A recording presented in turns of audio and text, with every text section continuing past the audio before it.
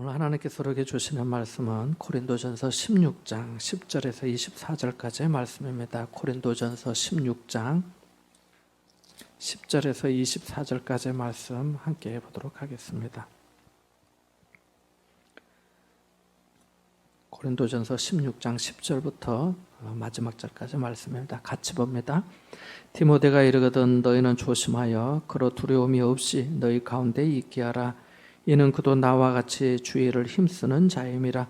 그러므로 누구든지 그를 멸시하지 말고 평안히 보내어 내게로 오게 하라.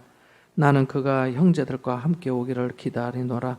형제 아볼로에 대하여는 그에게 형제들과 함께 너희에게 가라고 내가 많이 권하였으되 지금은 갈 뜻이 전혀 없으나 기회가 있으면 가리라. 깨어 믿음에 굳게 서서 남자답게 강건하라. 너희 모든 일을 사랑으로 행하라. 형제들아, 스데바나의 집은 곧 아가의 첫 열매요 너희가 아는지라. 내가 너희를 권하노니 이 같은 사람들과 또 함께 일하며 수고하는 모든 사람에게 순종하라. 내가 스데바나와 부드나도와 아가이고가 온 것을 기뻐하노니 그들이 너희의 부족한 것을 채웠음이라. 그들이 나와 너희 마음을 시원하게 하였으니 그러므로 너희는 이런 사람들을 알아주라. 아시아의 교회들이 너희에게 문안하고 아굴라와 브리스가와 그 집에 있는 교회가 주 안에서 너희에게 간절히 문안하고 모든 형제도 너희에게 문안하니 너희는 거룩하게 입맞춤으로 서로 문안하라.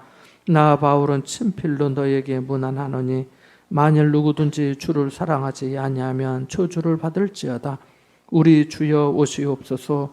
우리 주 예수 그리스도의 은혜가 너희와 함께하고 나의 사랑이 그리스도 예수 안에서 너희 무리와 함께 할지어다. 아멘.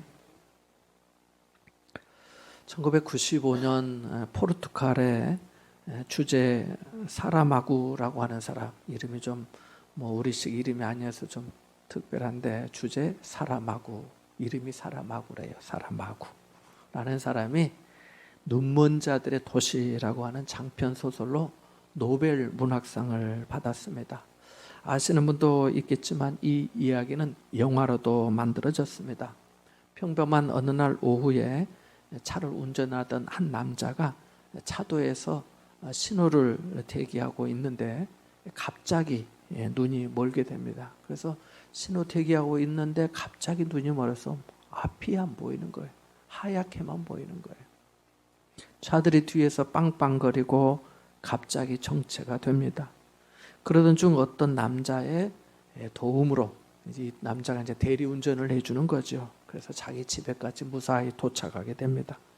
그런데 대리운전을 해준 그 사람이 시력을 잃은 사람의 그 자동차를 훔쳐서 달아납니다. 그러나 그 사람도 얼마 안 가서 시력을 잃게 됩니다. 처음 시력을 잃은 남자는 자기 아내에게 앞이 하얗게 보이고 다른 것은 보이지 않는다고 합니다. 얼마 못 가 그의 아내도 이 백색 실명에 전염되고 남자가 치료받기 위해 들린 병원의 환자들도 또 그를 치료한 안과 의사도 모두 다 눈이 멀게 됩니다. 다만 설명할 수 없는 이유로 단 한 사람, 안과 의사의 아내는 시력을 잃지 않습니다. 아내는 이 소설의 주인공으로 눈먼 사람들의 실상을 보게 됩니다. 사람이 두려움과 공포 속에서 어떻게 될 수 있는지, 인간의 본성이 어떻게 나타나는지를 적나라하게 보게 됩니다. 사람들은 자신의 눈이 멀게 될까 봐 극심한 두려움과 공포에 빠집니다. 백색 실명은 더 많은 사람들에게 전염됩니다. 순식간에 도시가 마비됩니다. 정부는 백색 실명 현상을 전염병으로 판단하고 눈먼 자들을 비어있는 정신병동에 격리 수용하는 방법으로 이 문제를 해결하려고 합니다. 정신병동은 순식간에 앞을 보지 못하는 사람들로 넘쳐나고 그 병동은 군인들이 지키게 됩니다. 눈먼 안과 의사도 여기에 수용이 됩니다. 그리고 말씀드렸던 혼자만 보게 되는 전염되지 않는 그의 아내도 남편을 돕기 위해서 자신도 시력을 잃은 것처럼 해서 함께 수용됩니다. 앞을 사람이 보지 못했을 때 어떻게 될지, 무슨 일이 일어날지 여러분 한번 생각해 보십시오. 지금 다 보고 있는데 다 안 보여요. 갑자기 의자를 더듬어야 되고요. 화장실을 찾아야 되고요. 문턱에 걸려 넘어집니다. 그러지 않겠어요? 먹을 것을 찾을 수가 없어요. 뭐가 어디 있는지. 운전을 어떻게 해요? 집을 어떻게 가요? 화장실 어떻게 가요? 화장지가 있는 거는 쓰지만 떨어지고 나면 화장지를 어디 가서 찾아요? 안 보이는데. 다 안 보이는데. 아수라장이 되어버리는 병동에서 오직 그녀만이 충격적인 현장을 목격합니다. 군인들도 전염될까 봐 하는 그 공포 때문에 피가 얼어붙는 것 같았습니다. 그래서 다가오는 사람들을 총으로 무자비하게 죽입니다. 이 끔찍한 광경에 의사 아내는 홀로 구역질을 삼킵니다. 그중 한 무리는 자신들의 성욕을 채우기 위해서 여자들을 데려오라고 합니다. 앞도 보지 못하면서. 안 그러면은 음식을 주지 않는다고 합니다. 그 안에서도 힘 있는 자의 폭력이 생긴 거지요. 눈먼 사람들은 폭력과 배신 그리고 비도덕적인 욕망을 서슴없이 표출합니다. 그것이 가장 쉬우니까요. 여자를 강제로 겁탈하는 것을 본 주인공 여자는 그들 중 우두머리를 가위로 찔러 살해합니다. 그리고 그 사건으로 인해 병동에 불이 납니다. 앞을 보지 못하는 사람들에게서 불이 난다고 생각해 보세요. 모든 사람이 불에 타 죽을 위험에 처합니다. 눈먼 사람들은 의사 아내의 도움을 받아 병동 밖으로 손을 잡아서 옷을 잡아서 줄을 지어 빠져나옵니다. 나와보니까 지키던 군인들이 없습니다. 그들도 눈이 멀게 된 겁니다. 눈먼 사람들은 음식을 찾으러 길거리를 돌아다니고 아무데나 배설을 합니다. 세상은 지옥과 같았습니다. 걔들은 길거리에서 죽은 사람들의 시체를 뜯어먹습니다. 의사의 아내는 자기 집으로 몇몇 사람들을 데려갑니다. 아내는 곧 자신에게도 다가올 실명의 두려움에 눈물을 흘리고 그런 아내를 그 병동 사람들, 같이 어떤 사람들이 위로합니다. 모두가 눈이 먼 절망 속에서 조금씩 생활을 해가던 사람들은 하늘에서 내리는 비에 처음으로 미소를 짓습니다. 와, 비가 온다. 비 오는 소리야. 이렇게 말해요. 그리고 알몸으로 비를 맞으며 몸을 씻습니다. 보는 사람 없으니까요. 사소한 행복에서 사람들은 그동안 눈으로 볼 수 있었던 것과 일상의 소중함을 깨닫습니다. 비록 눈은 멀었지만 희망을 잃지 않은 그들이 내일의 계획을 나누던 그 순간 참 눈이 멀게 된 사람부터 눈이 다시 보이기 시작합니다. 다른 사람들도 눈이 떠지게 됩니다. 소설이지만 사람들 모두 눈이 멀게 되고 나만 혼자 볼 수 있다면 과연 우리는 어떤 모습이 될까요? 나라도 혼자 볼 수 있어 좋다고 하면서 행복할까요? 지금 코로나19가 온 세상을 덮쳤습니다. 두려움과 공포의 사재기가 일어나고 집 밖으로 나가지 말라는 명령이 정부에서 떨어졌습니다. 어쩌면 감염되는 것보다 이 넘쳐나는 환자 때문에 병원 치료를 한번 제대로 받아보지 못하고 사망할 수 있다는 공포가 더 큰지도 모르겠습니다. 실제로 이런 일이 이탈리아에서 일어나고 있으니까요. 우리나라에서도 비슷한 거 아니에요? 코로나는 사람들의 일상을 바꿔놓았습니다. 손 씻기가 철저해지고 마스크가 필수품이 되고 학교와 직장에 나가지 못하고 모임과 여행이 취소되거나 연기되고 있습니다. 지역에 따라서는 전쟁 때나 들어보았던 통행 금지가 부활됐고 몇몇 나라에서는 전국적인 봉쇄가 선포됐습니다. 무엇보다 사람의 생명보다 더 중요한 것이 없다는 것을 다시 일깨워주고 있습니다. 오늘 정도면 코로나19가 좀 잦아줄 줄 알았는데 남은 불씨가 산을 태우는 것처럼 아직도 계속되고 있습니다. 여러분도 마음 놓지 마시고 함께 기도하면서 지금의 어려움을 잘 극복할 수 있도록 힘써야겠습니다. 우리의 소망은 오직 하나님께 있으며 구원이 하나님께로 말미암기 때문입니다. 혹시 이런 경험이 있으신지 모르겠습니다. 나와 어떤 사람이 관계가 참 좋은데 제3자로 말미암아 본의 아니게 어떤 서운함이 생기고 어색해지는 경험 말입니다. 아시다시피 고린도 교회 안에는 최소한 4개의 파당이 있었습니다. 어쩌다 이렇게 되었는지 모르겠지만 고린도전서 1장 12절에 나온 것처럼 어떤 성도들은 나는 아볼로에게 속하였다, 나는 게바 베드로에게 속하였다, 나는 바울에게 속하였다, 나는 그리스도에게 속하였다고 하였습니다. 바울이 복음을 전할 때는 바르게 전했을 텐데 어느 순간 예수 그리스도에게서 마음이 떠나고 그 자리를 자신들이 추종하는 지도자로 대신하였던 겁니다. 그래서 바울이 고린도전서 1장 13절에 그리스도께서 어찌 나뉘었느냐, 바울이 너희를 위하여 십자가에 못 박혔으며 바울의 이름으로 너희가 세례를 받았느냐고 한 것입니다. 주목되는 것은 고린도 교회 안에 아볼로파도 있었다는 겁니다. 파가 형성이 되었다는 것은 그를 지지하고 추종한다는 거 아니겠습니까? 지금이 어느 시대입니까? 무인 자동차가 다니는 첨단 시대에 우리가 살고 있습니다. 그런데 아직도 인문학이나 철학에 있어서는 그리스 철학의 영향을 받고 있습니다. 그 철학의 중심지가 그리스의 수도 아테네였습니다. 성경에는 이 아테네가 아덴이라고 나와 있습니다. 그리고 또 한 도시가 고린도입니다. 그러니까 아테네나 고린도는 지금의 서울과 부산 하는 것처럼 당시 대단히 유력한 도시였습니다. 철학의 담론이 매일 열렸고 그 안에서 인간이 무엇인지, 인생을 어떻게 살아야 하는지, 국가를 어떻게 통치해야 하는지, 진정한 미와 덕이 무엇인지 하는 이런 토론이 일상이었습니다. 그 문화에 살던 사람들이 한 번도 듣도 보도 못한 예수 그리스도를 믿게 된 것입니다.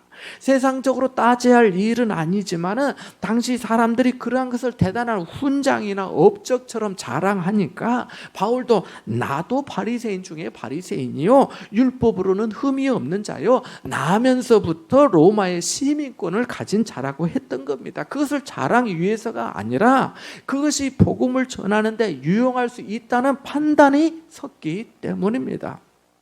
자, 그런데 고린도 교회 안에 4파당이 있었는데 100번 양보해서 바울은 복음을 전해준 사람이니까 그럴 수도 있다고 하지 않겠어요? 또 그리고 게바 이 베드로인데 베드로는 예수님의 수제자니까 또 그리스도는 예수님을 의미하니까 파당이 생길 수 있습니다. 하지만 아볼로는 어떻습니까? 철학을 자랑하는 그 도시 사람들에게 아볼로파가 생겼다는 것은 뭔가 그들과 통하고 상당히 인정받았다는 거 아니겠습니까? 아볼로는 사도행전 18장 24절에 처음 등장하는데요, 그는 알렉산드리아 출신으로 언변이 좋고 성경에 능통한 자라고 합니다. 알렉산드리아는 지금의 이집트 북부의 항구 도시로서 지중해야 맞닿아 있고 알렉산더 대왕이 건설한 도시로 고대 이집트의 수도이기도 했습니다. 어느 나라나 수도가 교육과 문화에 있어 중심지 최고인 것처럼 아볼로도 언변이 좋고 성경에 능통한다 하니 알렉산드리아에서 상당한 공부를 했던 것으로 보입니다. 사도행전 18장 25절 이하에 보면 그가 일찍이 주의 도를 열심히 배웠다 하고 브리스길라와 아굴라로부터 예수님의 복음과 세례에 대해 체계적인 지도를 받아 고린도 교회를 포함한 이 아가야 지방의 성도들에게 많은 유익을 주었다고 합니다. 학자들에 따르면 아볼로는 언변이 좋아 부흥 강사처럼 말씀을 전했고 그에게 은혜 받은 사람들의 팬클럽처럼 파당까지 만든 것으로 보인다고 합니다. 제 딸 친구 중에 세계적으로 알려진 보이그룹 방탄소년단, 뭐라고 해요? BTS라고 그래요. 한번 가봤어요. 방탄소년단 공연에. 언제 가보겠어요? 교회 와서 봉사해야지. 잘한 거예요. 자, 방탄소년단 팬클럽 아미의 회원이 있는데 이 방탄소년단이 서울에서 공연을 하면 직장에 휴가를 내고 콘서트에 다녀오기도 합니다. 가서 방탄소년단의 사진이나 또 소품을 구입해 옵니다. 중독이 된 것처럼 푹 빠졌어요. 우리도 예수 믿는 믿음이 이 정도는 돼야 좋은데요. 그지요? 마찬가지입니다. 아볼로에게 속했다고 한 성도들은 아볼로가 보고 싶겠지요. 누가 뭐라 해도 자신이 은혜 받은 목회자이니까 만나고 싶겠지요. 전에도 말씀드렸지만 어떤 부흥 강사 목사님에게 큰 은혜를 받고 그분을 좋아하고 존경할 수도 있습니다. 그렇지만 그만한 은혜를 받았으면 그 은혜를 따라 겸손히 충성해야 되지 않겠습니까? 은혜 받았다고 말만 할 것이 아니라 교회에 덕을 세우며 약한 자를 세워주며 스스로를 돌아보면서 죄에 물들지 않도록 하고 형제를 돌아보아 시험에 든 사람은 없는지, 자신이 위로하고 기도하고 도와줘야 할 약한 성도가 없는지 살피면서 섬기면 얼마나 좋겠습니까? 그래야 그것이 자신이 존경하는 목회자를 더욱 복되게 하고 자신에게도 덕이 되는 거 아니겠습니까? 아볼로에게 속했다고 하는 사람들도 그런 겁니다. 바울과 아볼로는 그렇지 아니한데 성도들이 자신들이 추종하는 사역자를 도마 위에 올려놓고 아볼로는 언변이 좋아 귀에 쏙쏙 들어오는데 바울은 설교가 약해 라고 한다면 육신에 속하여 시기하는 자라 아니하겠습니까? 그래서 고린도전서 3장 4절에서 7절에 보니까 어떤 이는 말하되 나는 바울에게라 하고 다른 이는 나는 아볼로에게라 하니 너희가 육의 사람이 아니리요. 그런즉 아볼로는 무엇이며 바울은 무엇이냐? 그들은 주께서 각각 주신 대로 너희로 하여금 믿게 한 사역자들이니라. 나는 심었고 아볼로는 물을 주었으되 오직 자라나게 하나님께서 자라나게 하셨나니 그런즉 심는 이나 물 주는 이는 아무것도 아니로되 오직 자라나게 하시는 이인 하나님뿐이니라 라고 말씀합니다. 할렐루야. 바울과 아볼로는 모두 주님께 받은 은혜대로 복음을 전했습니다. 바울은 심었고 아볼로는 물을 심겨진 그 복음과 믿음이 잘 자라도록 부흥 강사처럼 말씀으로 물을 주었지만 정말 중요한 것은 하나님께서 자라나게 하셨다고 합니다. 심는 이나 물 주는 이는 아무것도 아니고 오직 자라나게 하신 하나님만이 영광을 받으셔야 된다고 합니다. 그래서 누구든지 사람을 자랑하지 말라. 만물이 다 너희 것임이라. 너희는 그리스도의 것이요 그리스도는 하나님의 것이라고 고린도전서 3장 21절 이하에 말씀한 겁니다. 여러분이 사도 바울이라고 생각해 보십시오. 내가 전한 복음으로 교인된 사람들이 아볼로를 더 많이 생각한다면 마음이 어떻겠습니까? 여러분은 심성이 고우셔서 That's okay, 그래도 좋아요 라고 하시겠지만 저 같으면 마음 한구석에 서운함이 이보다 조금 더 클지도 모르겠어요. 있을 것도 같아요. 그런데도 불구하고 바울은 성도를 생각하고 아볼로가 신뢰하는 동역자였기에 아볼로에게 고린도에 다녀오라고 구원했습니다. 파당을 지었지만 가서 기다리는 사람들도 만나보고 교회 안에 산적한 문제를 해결하기 위해서 부흥회라도 하면 좋겠다고 생각했습니다. 그 얘기가 오늘 본문 12절의 말씀입니다. 같이 한번 읽어볼까요? 12절입니다. 시작. 형제 아볼로에 대하여는 그에게 형제들과 함께 너희에게 가라고 내가 많이 권하였으되 지금은 갈 뜻이 전혀 없으나 기회가 있으면 가리라. 아멘. 바울은 아볼로에게 고린도에 가보라고 많이 권했는데 본인이 고사했다는 겁니다. 그래서 다음에 기회가 되면 갈 것이라고 한 겁니다. 바울은 어떻게 이렇게 많이 권할 수 있었을까요? 성도들에 대한 서운함이나 이기심이 있다면 이게 가능했을까요? 바울의 입장에서 볼 때 성도들이 생각을 한다 해도 복음을 전해준 자신을 더 생각해야 하는 거 아니겠습니까? 혹시 아볼로가 고린도에 감으로 파당이 더 심화되고 심각해질 수 있다는 생각은 안 했을까요? 그런데도 바울은 바볼로에게 고린도에 가보라고 많이 구원했던 겁니다. 여러분이 바울이라면 이렇게 할 수 있겠습니까? 바울은 어떻게 이럴 수 있었을까요? 그는 성도들을 사랑하고 동역자 아볼로를 사랑하였기 때문에 가능했습니다. 함께 13절, 14절의 말씀을 읽어보겠습니다. 같이 봅니다. 깨어 믿음에 굳게 서서 남자답게 강건하라. 너희 모든 일을 사랑으로 행하라. 아멘. 바울은 잠언의 말씀처럼 편지 말미에 중요한 교훈을 툭툭 던져줍니다. 13절에 어떻게 말씀합니까?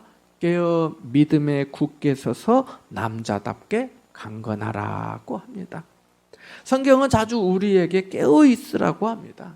바울이 로마서 13장 11절에 너희가 이 시기를 알거니와 자다가 깰 때가 벌써 되었으니 이는 이제 우리의 구원이 처음 믿을 때보다 가까웠음이라고 하였고, 예수님께서도 마가복음 13장 35절에서 37절에 사람이 집을 떠나 타국으로 갈 때에 그 종들에게 고난을 주어 각각 사물을 맡기며 문지기에게 깨어 있으라 명함과 같더니 그러므로 깨어 있으라. 집주인이 언제 올는지 혹 저물 때일는지 밤중일는지 다구울 때일는지 새벽일는지 너희가 알지 못함이라. 그가 호련히 와서 너희가 자는 것을 보지 않도록 하라. 깨어있으라. 내가 너희에게 하는 이 말은 모든 사람에게 하는 말이니라고 하십니다. 사람이 깊이 잠들면 업어가도 모른다고 합니다. 신앙생활도 마찬가지입니다. 나태함과 게으름에 빠지면 마귀가 자신을 들어가도 모릅니다. 우리가 파당을 지으며 교회를 분열하려는 것에 깨어 있어야 하고, 교만에 물들지 않도록 깨어 있어야 하고, 무례하지 않도록, 무질서하지 않도록, 부활이 없다 하지 않도록 깨어 있어야 합니다. 믿음에 굳게 서라는 말씀도 깨어 있으라는 말씀과 같은 명령어로 고린도의 성도들이 처음 복음을 받았던 그 진리 가운데 굳게 서 있어야 함을 명한 것입니다. 그래서 이 말씀은 고린도전서 15장 2절에 너희가 만일 내가 전한 그 말을 굳게 지키고 헛되이 믿지 아니하였으면 그로 말미암아 구원을 받으리라고 한 말씀의 반복이라 할 수 있습니다. 어떤 사람들은 평생 동안 처음 받은 복음을 그대로 굳게 믿고 자기 믿음을 반석 위에 든든히 세우는 사람이 있습니다. 그러나 어쩌다 보면 그렇지 않은 사람들도 있습니다. 허탄한 것에 마음을 두기도 하고요, 또 예수 그리스도의 복음에 뭔가 부족한 것이 있는 것처럼 생각하여서 사이비 이단에 미혹되기도 합니다. 바울이 갈라디아 교회 성도들에게 한 말이 뭡니까? 갈라디아서 1장 8절에 우리가 혹은 하늘로부터 온 천사라도 우리가 너희에게 전한 복음 외에 다른 복음을 전하면 저주를 받을 것이라고 하지 않았습니까? 남자답게 강건하라는 말씀도 마찬가지입니다. 어떤 분에게는 혹시 남자답게라는 표현이 불편하실지 모르겠지만 남자를 지켜 세우기 위한 말씀이 아닙니다. 그래서 이 부분이 다른 성경에는 용감하십시오, 힘을 내십시오 라고 되어 있고, 또 다른 성경에는 씩씩하고 용감한 사람이 되십시오 라고 번역되어 있습니다. 요즘 나온 성경은 그렇게 되어 있어요. 용감해야 거짓 교사들과 맞서 싸울 수 있고 교회 안에 침투해 들어온 죄를 처리할 수 있기 때문입니다. 교회를 섬기면서 주님의 일을 해보신 분들은 잘 아시겠지만 선한 일을 위해서 때로 얼마나 많은 용기가 필요한지 모릅니다. 어떤 때는 빤히 보이는 일에도 엉뚱한 의견을 낼 때가 있기 때문입니다. 모세에게 용기가 없었다면 애굽의 바로 왕 앞에 그렇게 나아갈 수 없었을 것입니다. 갈렙에게 용기가 없었다면 헤브론 산지를 자신에게 달라 할 수 없었고, 다윗에게 용기가 없었으면 물매 하나를 들고 골리앗을 향해 달려나가지 못했고, 엘리야에게 용기가 없었으면 아합왕과 이세벨을 상대하지 못했고, 바울에게 용기가 없었으면 그렇게까지 위험을 무릅쓰면서 아시아에서 복음을 전하지 못했을 것입니다. 눈치만 볼 것 같으면 무슨 일도 할 수 없습니다. 주님의 일에 힘쓰는 자는 어찌 보면 용기 있는 사람입니다. 성령께서 그런 은혜를 주신 것이지요. 14절에 너희 모든 일을 사랑으로 행하라는 말씀은 오늘 본문에서 가장 핵심적인 말씀이라 할 수 있습니다. 그런데 우리는 모든 일을 사랑으로 행하라고 하니까 무조건 이해하고 받아주고 칭찬해 주는 것으로만 생각하면 안 됩니다. 잘 아시다시피 사랑은 교만하지 아니하고 무례히 행하지 아니하고 자기의 유익을 구하지 아니하기 때문입니다. 여기 14절의 말씀은 사랑장으로 알려진 고린도전서 13장의 말씀을 한마디로 축약해 놓은 말씀입니다. 사랑이 없으면 사람의 방언과 천사의 말을 할지라도 소리나는 구리와 울리는 꽹과리가 되고, 사랑이 없으면 예언하는 능력이 있어 모든 비밀과 모든 지식을 알고 또 산을 옮길 만한 모든 믿음이 있을지라도 아무 유익이 없기 때문입니다. 구원의 시작이 무엇입니까? 하나님의 사랑입니다. 구원의 완성이 무엇입니까? 하나님의 사랑입니다. 구원의 확장이 무엇입니까? 이웃에 대한 사랑입니다. 구원의 확증이 무엇입니까? 이웃을 섬기는 사랑입니다. 하나님은 사랑이시고 그 실체가 예수 그리스도이십니다. 이것을 우리에게 알게 하시고 보증하신 분이 성령이십니다. 우리가 사랑으로 행하지 않는다면 어떤 것도 의미 없고 우리가 아무 쓸데없어 밖에 버려져 사람에게 밟히고 말 것입니다. 우리는 어떻게 살아가고 있습니까? 사랑으로 행하고 계십니까? 사랑함으로 인사하고 사랑함으로 섬기고 사랑함으로 위로하고 격려하고 있습니까? 사랑함으로 권면하고 책망하면서 형제가 바르게 신앙생활을 할 수 있도록 돕고 있습니까? 사랑으로 교회를 섬기고 있습니까? 이제 15절 16절의 말씀을 읽어보겠습니다. 같이 봅니다. 형제들아, 스데바나의 집은 곧 아가야의 첫 열매요 또 성도 섬기기로 작정한 줄을 너희가 아는지라. 내가 너희를 구원하노니 이 같은 사람들과 또 함께 일하며 수고하는 모든 사람에게 순종하라. 아멘. 스데바나는 고린도전서 1장 16절에 처음으로 언급이 되었는데 거기에 보면은 바울에게 세례를 받았습니다. 그리고 이 편지가 마칠 때까지 아무 언급이 없다가 이 편지 말미에 이 편지를 읽고 듣는 성도들에게 스데바나가 어떤 사람인지 어떤 믿음의 사람인지를 알려줍니다. 어떻게 설명하고 있습니까? 아가야의 첫 열매다 이렇게 말합니다. 아가야는 고린도시가 포함되어 있는 지역을 말합니다. 말하자면 김해시가 경상남도에 있는 것처럼요. 그러니까 큰 지역의 첫 열매라는 거지요. 스데바나가 바울에게 있어서 참으로 귀한 성도라 할 수 있지요. 어느 날 누구를 만나 전도를 해서 그 사람이 교회만 와도 얼마나 좋은지 모릅니다.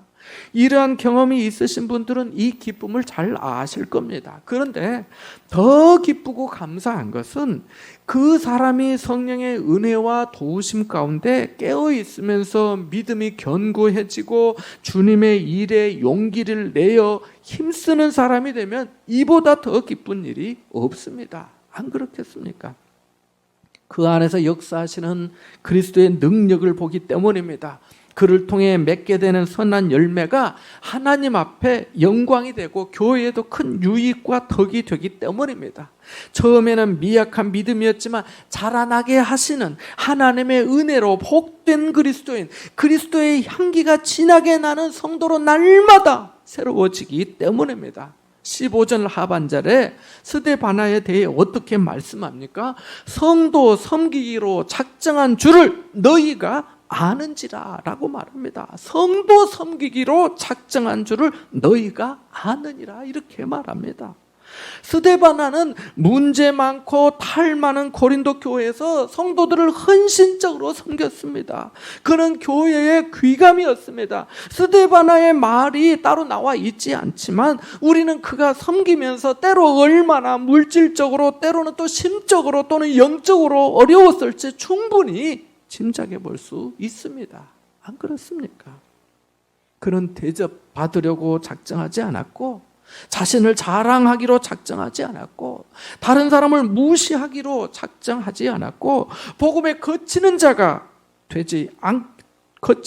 되기로 작정하지 않았고 사역자를 흔들기로 작정하지 않았고 오직 섬기기로 작정하였고 겸손하기로 작정하였고 성도를 존중히 여기기로 작정하였고 복음을 위해 협력하기로 작정하였고 사역자를 돕기로 작정하였습니다.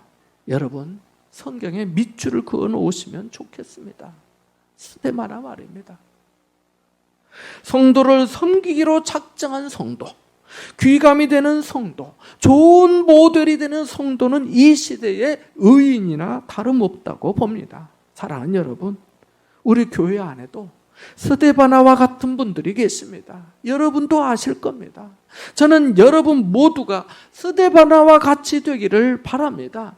인내하면서 사랑으로 행하는 그 믿음을 주님이 반드시 기억해 주시리라 믿습니다. 그 섬김이 헛되지 않을 줄 믿습니다. 그 수고가 헛되지 않을 줄 믿습니다. 스데바나와 같이 모든 성도의 귀감이 되는 복된 성도 되시기를 바랍니다. 이와 같은 은혜가 여러분과 함께 하시기를 축원합니다. 잠시 말씀을 묵상하겠습니다.